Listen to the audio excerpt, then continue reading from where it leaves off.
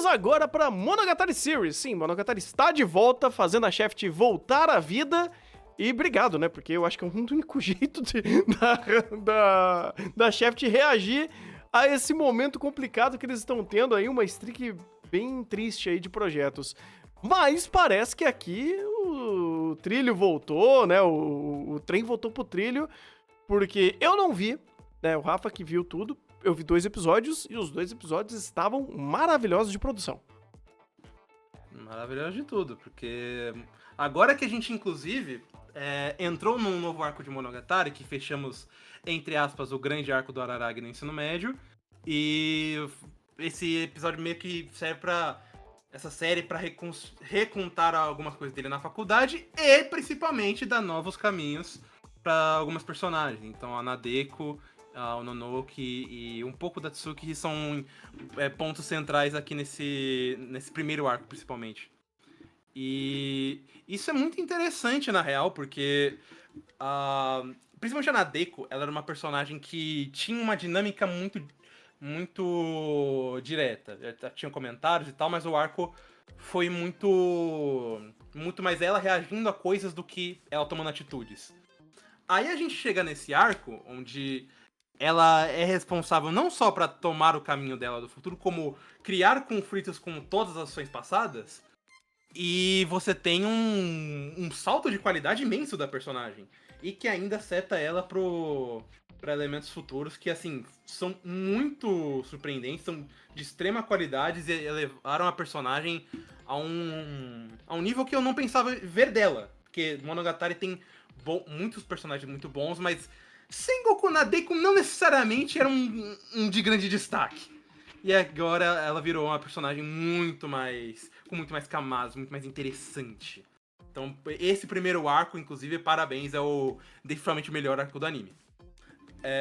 E aí a gente tem um arco, mais 2 arcos, que na real é um de 2 partes. Que é o flashback da Shinobu, a origem dela como vampira, e um arco de assassinato envolvendo essa mesma vampira que a Shinobu conheceu. E são bons episódios, acho que principalmente o primeiro arco, ele desenvolve bastante da Shinobu, do que ela fazia como vampira e como ela cresceu assim, pra chegar nesse estado que a gente conhece hoje. Mas eu diria que principalmente o segundo arco não é tão interessante com essa questão. É só mais um arco de mistério bem dinâmico, bem início e fim de fazer as coisas. Mas ele é muito dentro do que Monogatari já fez.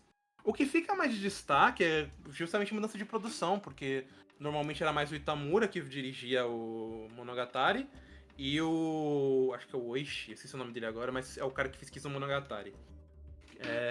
E aqui no caso é a nova diretora, que é a Midori Yoshizawa.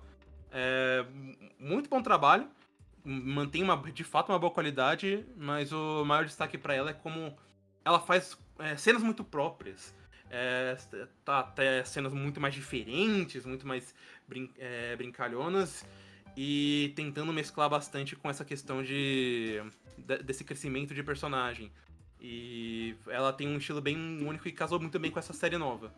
Eu acho que, sim, Monogatari, como sempre, dá um baile do que a apresentação audiovisual, e um baile também de questão de texto, porque muito de Monogatari e da própria escrita do início é como ele, não é que ele desconstrói coisas, mas ele gosta de ir a fundo na ideia de como funciona alguma determinada narrativa. No caso, Monogatari é literalmente sobre estrutura narrativa.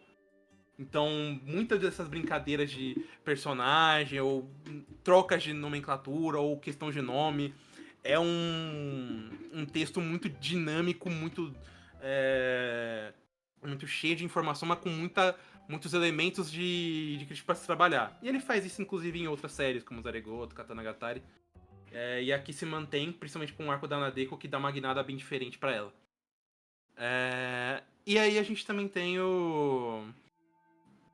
todo o fator de produção que tem consciência disso, só que ele faz um negócio que é meio problemático, na real.